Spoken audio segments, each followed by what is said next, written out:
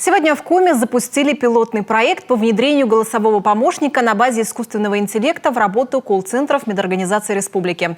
Единый и бесплатный номер 8 800 550 400 позволит записаться на прием, вызвать врача на дом или получить справочную информацию в медучреждениях участниках проекта.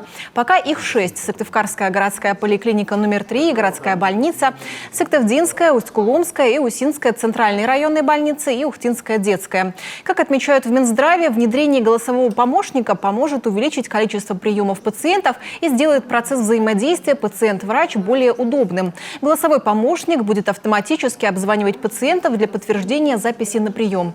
Это приведет к снижению количества неявок и увеличит пропускную способность поликлиник и больниц. Продлится пилотный проект до 1 июля. По результатам тестирования будет принято решение о его дальнейшем внедрении в работу всех колл-центров медицинских организаций Коми и окончательный переход на единый бесплатный номер 8 800 550 400.